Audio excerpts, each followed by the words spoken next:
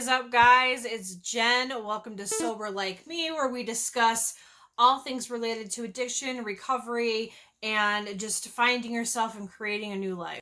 I started out with the intention of this particular topic to be about personal truth. And it did. And it is.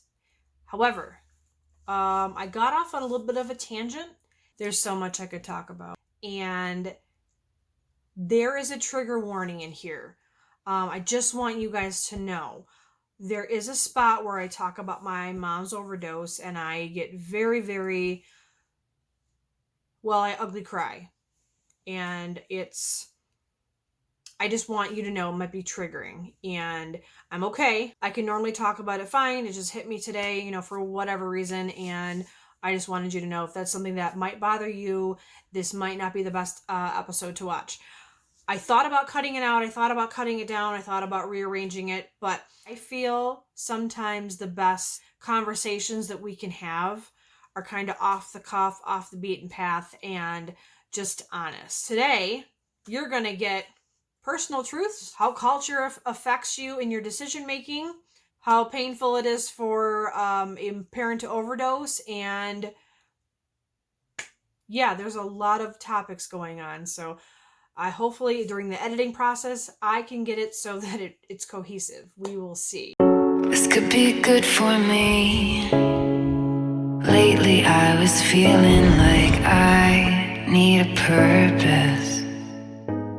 Thank you for watching today. So I got my Sublime shirt, and then I felt very 90s, and I don't have all the right pieces, but the 90s were my time. They were my jam.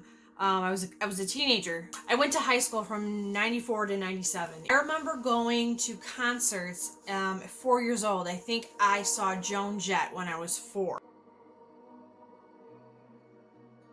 They would take me to bars, and I would sit there and I'd play video games in the early 80s, the big, huge Pac-Man games, and I would sit there and I'd play, and that's what I would do. The reason I'm talking about this is I'm discovering a lot about my personal truth. A personal truth is something you believe is true. It's part of my personal truth, and if I believe it, I need to live it out.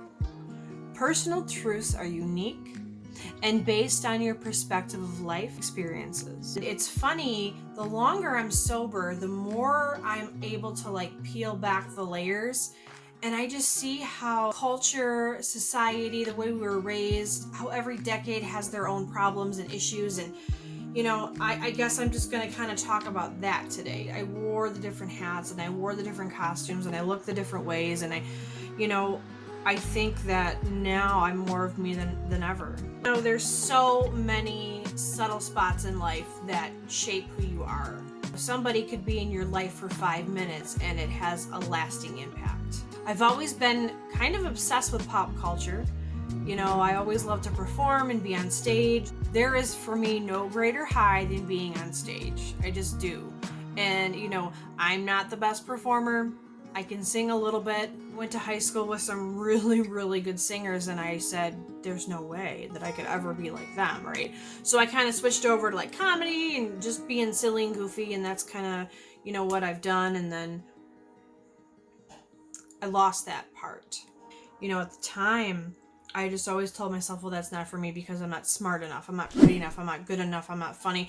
Literally, these were the mantras that were rolling in my head all the time. And what you're used to and what you see as it transitions over into a new decade, and you decade after decade, as you see things change and you realize, wow.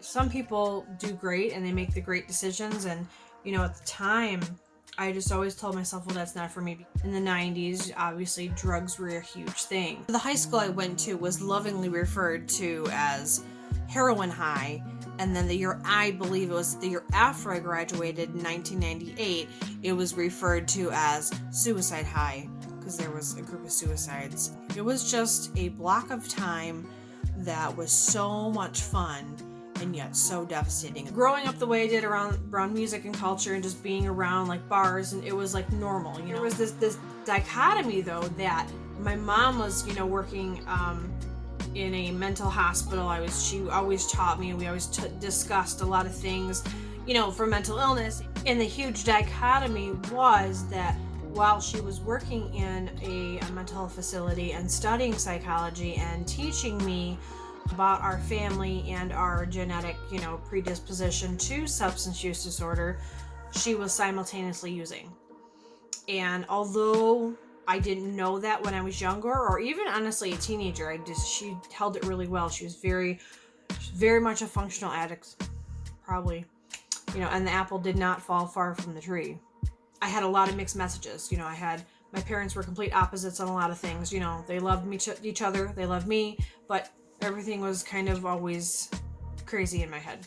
She always told me, we have a huge substance abuse in the family.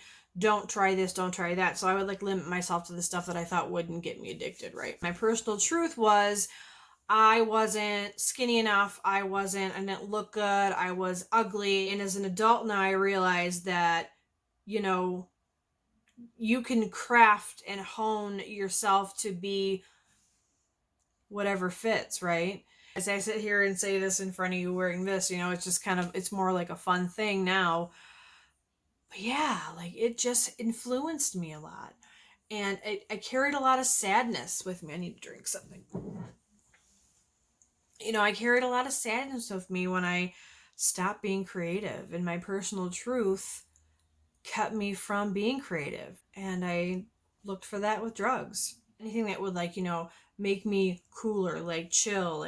I thought it's messed up when you get, drugs, when you take a lot of drugs, because I thought if I was just cool or chill enough and if I looked a certain way, maybe some agent would find me. It was seriously messed up, but that's kind of what I thought.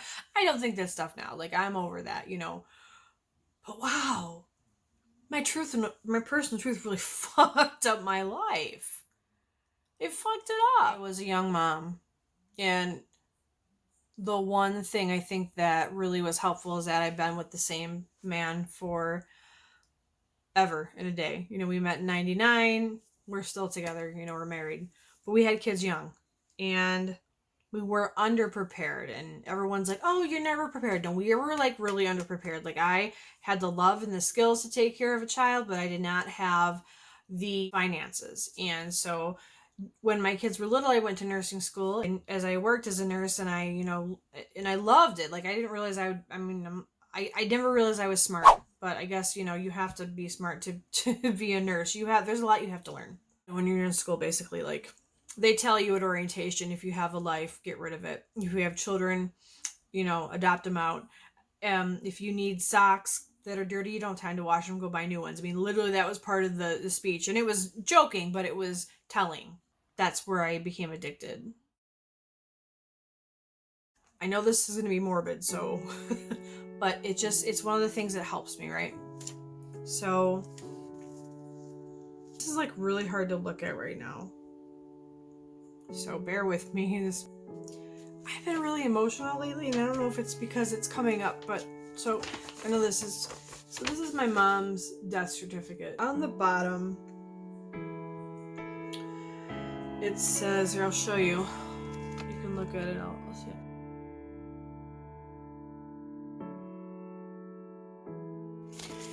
it. It says on here, intoxication by combined effects of multiple prescription medications associated with acute pneumonia.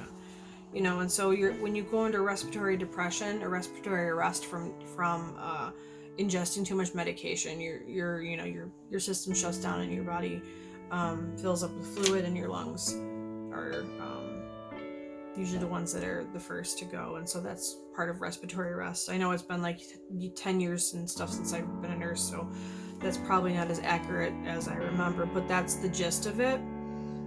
And then at the bottom it says medical examiner. It says date of injury unknown. It was the day before her birthday. I know that because I lived with her at the time. Time of injury unknown. This says describe how injury occurred. It said prescription medication ingestion. Intoxication by combined effects of multiple prescriptions. Time of death unknown. Pronounced dead April 7th, 2015 at 10:10. Alright, I'm going to tell you the story since we're here. 2 years into my sobriety, and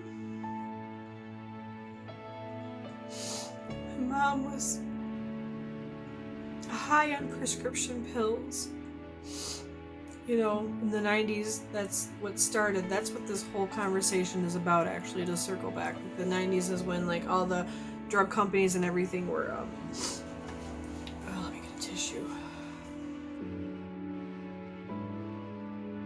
So the 90s were when they were really pushing, like, OxyContin. I mean, we all know this now, but at the time they were telling everybody, you know, these are not addictive, these are not addictive, these are, you know, these are going to be for pain. And my mom always kind of, you know, dabbled with stuff. I didn't know that as a kid, but she did. You know, my uncle was an addict, heroin addict, and she claimed to never do that, but I don't know. Like, I don't know. Anyway, she got in a car accident, and it wasn't horrible, but she had injured her neck, you know. They gave her pain, you know, they gave her OxyContin. She was, like, working on her master's, she was working full time, she was, like, flittering everywhere. Like, at the time as a kid, I was like, wow, my mom's, like, amazing. And she was, like, but she was amazing because she was an amazing person, but she was able to get so much done because she was high. I didn't realize that. And when I did performances for school and high school, she would miss them a lot because for some reason it just always seemed to fall, like, when she didn't have drugs. So she would, like, withdraw in her bed and say, oh, I have the flu, I'm sick. And that cycle went on for, like, 20 years. And she was hospitalized, like, more times than I can count or remember, to be honest. And I so badly just wanted to be able to help her. And so anyway, I was 2 years into my sobriety, and I was just miserable and hating life and not being able to find a nursing job and doing all the stuff I was doing, and life was not good. It was just tension all the time. We were really broke, and because I had to pay for that state mandated program, and I was living off a waitress wage. At first they wouldn't let me have a nursing job, and then I couldn't find one because who's gonna hire somebody, you know? It's like, you gotta tell them, hey, I'm an HBRP, hey, I, you know, diverted medication, you know, and I have to have a worksite monitor, and I can only work day shift, and it was just like, yeah, no one's gonna hire me. And I remember the night before she died, I was just in a really bad mood. And she was, at one point, she had, like, the vacuum cleaner outside. She was, like, vacuuming the driveway, and she would do that when she was high. She would start doing, like, this nesting cleaning thing, and it was, like, 1:30 in the morning, and, you know, we all slept in the living room on the couch or the floor, and I was just exhausted because I had to work the next day, and it was like 1:30. It was almost, I remember, like, the microwave, it said 1:33, and I looked at her, I said, will you just go to bed? And I said it harsher than that, and, you know, she went to bed. My youngest was 8 years old, and we lived with my mom for about 2 years at that point, and every morning my daughter would climb into bed and snuggle with her grandma, and they'd watch cartoons or whatever. My mom would make coffee. It was, you know, it was like the new day, you know what I mean? Everything that happened the night before was over. And I remember that morning I was sitting on the couch, and it was like 9:20. My mom hadn't gotten up yet.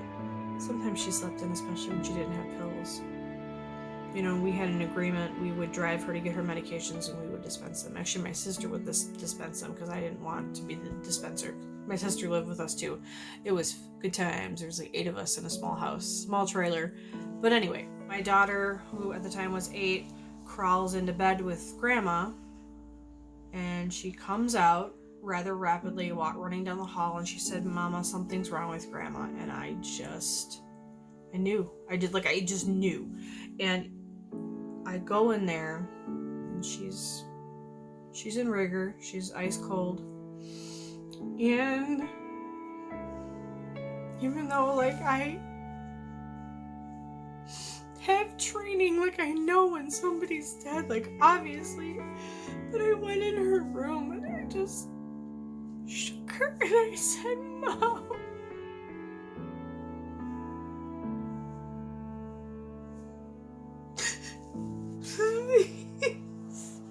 please, Mom, wake up. I'm so sorry.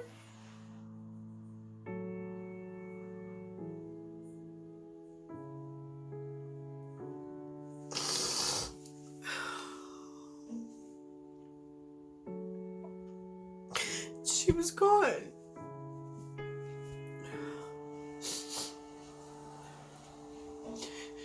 And you know what really gets me is like besides the fact that my last words to her were just awful. At the time, I so badly wanted to give my life for her because she was such a better person than I was.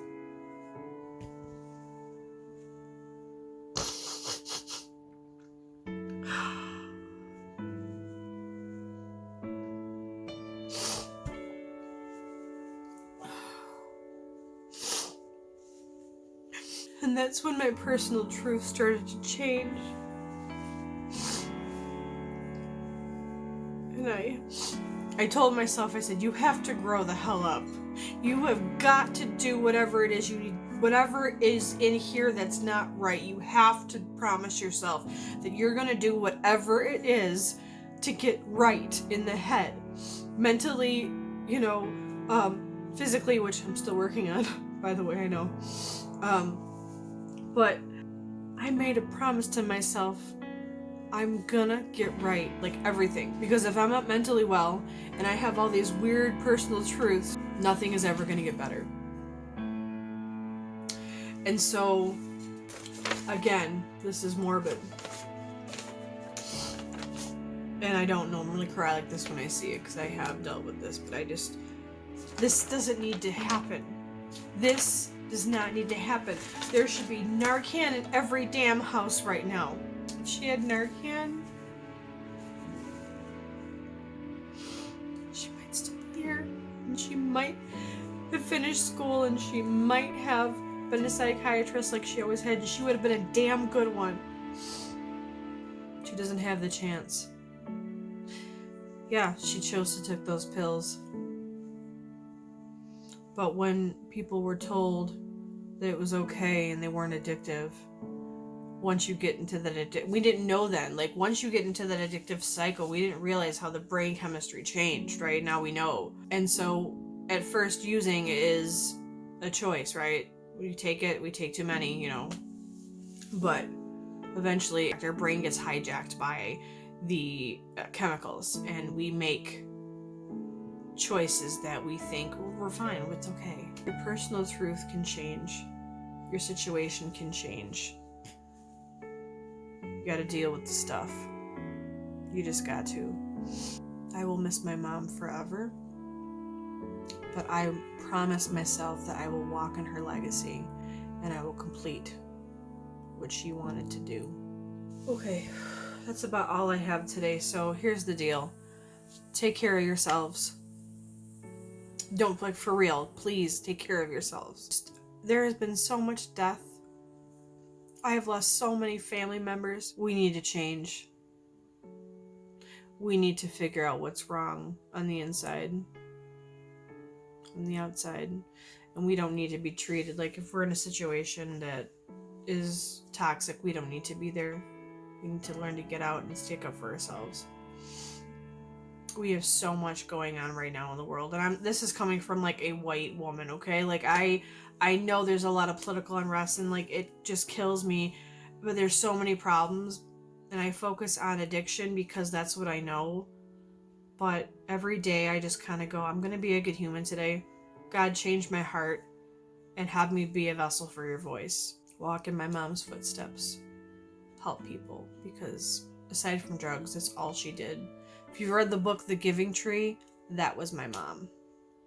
She gave everything. She even gave the stump. Like, she gave everything.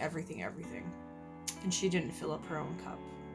She looked like she did, but she filled her cup with drugs. That's the only thing that at that point could make her feel good. And I've been there. I don't know where else to go with this, because I have gone through like every emotion. I don't even know what to call this video. If you have any takeaways today, I hope it's this. Although your personal truth might be toxic and you might not realize it, You can always change it. Like, that's the biggest thing, is you can change your personal truth. Identifying it is just realizing you have to be able to step outside of yourself and go, why did I do that? It can be painful. So I don't recommend you doing this on your own if you're not able to. I recommend, seeing a therapist, seeing a psychologist, psychiatrist, having your support groups, especially if you've had traumatic experiences that have caused PTSD. There's a really, really awesome group called Seeking Safety, and it is a way for people who have had past traumas and now have PTSD. It's a way for them to help move through that in a constructive way, with the support of other people, clinicians, and possibly peer coaches or other recovery advocates. Just remember that even though your thought process might be damaging to your well-being, it is something you can change. It is within your control. It's part of the serenity prayer. And knowing which part you can change is part of the solution. Have a wonderful day. Stay well, stay safe, and we will talk soon. Bye.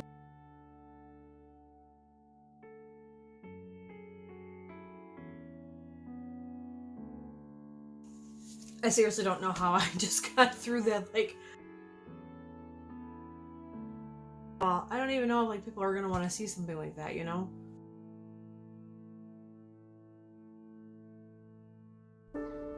mean, I have to watch it again, but it was it was a really ugly cry. So yeah, but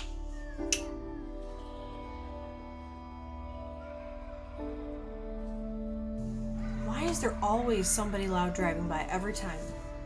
Are you done? Are you done?